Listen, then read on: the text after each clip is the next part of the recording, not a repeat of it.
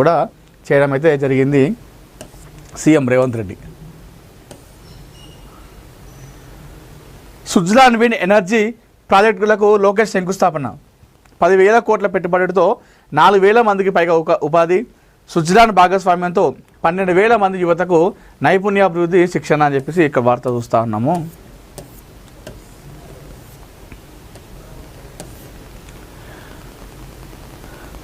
పునరుత్పాదక ఇంధన రంగంలో ఆంధ్రప్రదేశ్ను దేశంలోనే అగ్రగామిగా నిలబెట్టడమే లక్ష్యమని సుజ్లాన్ పవన్ విద్యుత్ ప్రాజెక్టులు ఈ ప్రయాణంలో ఒక నూతన అధ్యాయానికి నాంది పలుకుతున్నాయని రాష్ట్ర ఐటీ విద్యాశాఖ మంత్రి నారా లోకేష్ అన్నారు. మంగళవారం అనంతపురం జిల్లా రాయదుర్గం నియోజకవర్గం కనేకల్లు మండలం హులికేర వద్ద సుజ్లాన్ విండ్ ఎనర్జీ ప్రాజెక్టులకు ఆయన శంకుస్థాపన చేశారు.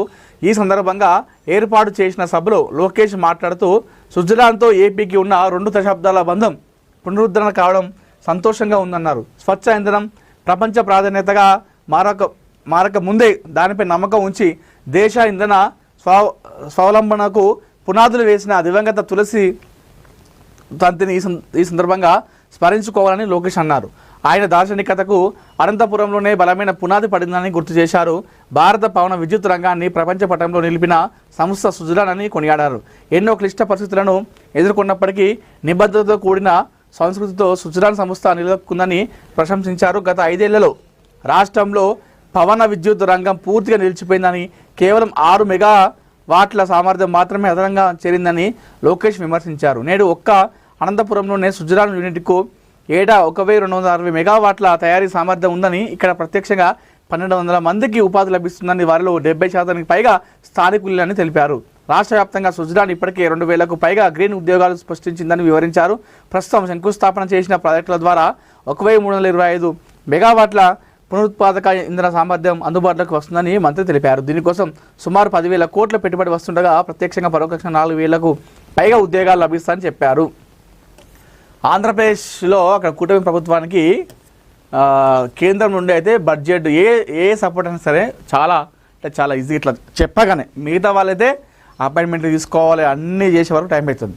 కానీ ఆంధ్రప్రదేశ్ కూటమి ప్రభుత్వం జస్ట్ ఇట్లా అంటే చాలు, వాళ్ళకి బడ్జెటా ఇంకేదైనా ప్రాజెక్టా ఇంకొకటి ఏదైనా ఉన్నా కదా వెంటనే శాంక్షన్ అయిపోతున్నాయి. అది చంద్రబాబు మరొకసారి కేంద్ర రాజకీయాల్లో తానేంటో నిరూపించుకుంటున్నాడు. ఏకగ్రీవం జరిగితే ఎమ్మెల్యే టికెట్ మర్చిపోవాల్సిందే. అక్రమాలపై పోరాటానికి పార్టీ శ్రేణులు సిద్ధంగా ఉండాలి. జగన్ సంచలన ప్రకటన.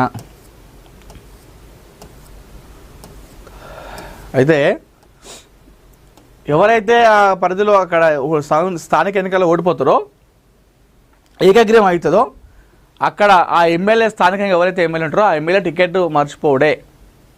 ఆ సిట్టింగ్ ఎమ్మెల్యేలకు గతంలో ఉన్నటువంటి ఎమ్మెల్యేలకు మళ్ళీ టికెట్ ఇచ్చే ప్రసక్తి లేదని చెప్పేసి జగన్ చెప్తున్నాడు. ఎక్కడైనా ఏకగ్రీవం జరిగిందో నెక్స్ట్ టైం ఎమ్మెల్యే టికెట్ మర్చిపోవాల్సిందే. నియోజకవర్గాల్లో క్యాండిడేట్లను నించోబెట్టి సపోర్ట్ ఇచ్చాడా లేదా అని రిపోర్ట్ తెప్పించుకుంటా అని వైసీపీ అధినేత జగన్మోహన్ రెడ్డి పార్టీ శ్రేణులకు ఇన్ఛార్జీలకు సంచలన వార్నింగ్ ఇచ్చారు. స్థానిక ఎన్నికలను అత్యంత సీరియస్గా తీసుకోవాలని ఆదేశించారు. చంద్రబాబు ఎన్ని అక్రమాలకు పాల్పడ్డా యుద్ధంలా పోరాడాలని చెప్పేసి అన్నారు. నియోజకవర్గాల్లో క్యాండిడేట్లను నించోబెట్టి సపోర్ట్ ఇచ్చాడా లేదా అని రిపోర్ట్ తెచ్చుకుంటున్నాడా. అంటే ఇప్పుడు కూటమి ప్రభుత్వంలో అధికారంలో ఉంది. మనం అక్కడక్కడ చూస్తాం కొన్ని గ్రామాలలో ఏకగ్రీవం జరుగుతుంది. అట్లా ఎక్కడైనా ఏకగ్రీవం జరిగిందంటే మీరు ఇండైరెక్ట్గా డైరెక్ట్గానే కూటమి ప్రభుత్వానికి ఆ నాయకులకు సపోర్ట్ చేసినట్టే. నేను ఆ రిపోర్ట్ తెచ్చుకుంటా. ఒకవేళ కనుక మీరు వాళ్ళకు సపోర్ట్ చేసినట్టయితే ఏకగ్రీవానికి నెక్స్ట్ ఎలక్షన్లో వైసీపీ నుండి మీకు టికెట్ అనేది రాదు, మీరు మర్చిపోవాల్సిందే అని చెప్పేసి వార్నింగ్ ఇచ్చిండు. మరి ఇప్పుడు ఈ నేపథ్యంలో ఇది ఒక కత్తి మీద సాము లాంటిది. ఎందుకంటే కొన్ని గ్రామాల్లో పార్టీలకు అతీతంగా రాజకీయాలు ఉంటాయి. పార్టీలకు అతీతంగా అక్కడ రాజకీయాలు చాలా బాగుంటాయి. ఒక వ్యక్తి మంచోడు అనుకోండి, అందరూ కలిసి ఆయన నిల్చోబెడదామని చెప్పేసి రెస్పెక్ట్తో నిల్చోబెడతారు. పార్టీలు చూడరు కొన్ని ఊళ్ళల్లో. మరి అట్లాంటి ఊళ్ళల్లో ఏంది పరిస్థితి? ఆ నియోజకవర్గ ఉన్న ఎమ్మెల్యేకు ఏంది కథ? మరిగా టికెట్ ఇవ్వండి. ఇప్పుడు అందరికి కూడా అలర్ట్ అయినట్టు ఇక ఖచ్చితంగా అనుకునే ఉంటారు. వాళ్ళు ఏదో పంచాయతీ పెట్టిండుగా జగన్ అని చెప్పేసి. ఆ ఎమ్మెల్యేలు ఎవరైతే ఉంటారో సిట్టింగ్ గతంలో ఉన్నటువంటి ఎమ్మెల్యేలు ఇప్పుడు నేను మీరందరూ కూడా ఇది అనుకునే ఉంటారు, ఒక మంచి పంచాయతీ పెట్టిండు మావాడని చెప్పేసి అనుకునే ఉంటారు. ఏకగ్రీవం జరిగింది అనుకో ఇక్కడ ఊర్లో, ఆ ఊరికి సంబంధించిన కాన్స్టిట్యున్సీ ఏముంటుందో నియోజకవర్గం, అసెంబ్లీ నియోజకవర్గం, వాళ్ళకి ఎమ్మెల్యే టికెట్ ఇవ్వడట జగన్ వైసీపీ నుండి. మరి ఇప్పుడు వాళ్ళు ఏం చేస్తారనేది చూడాలి.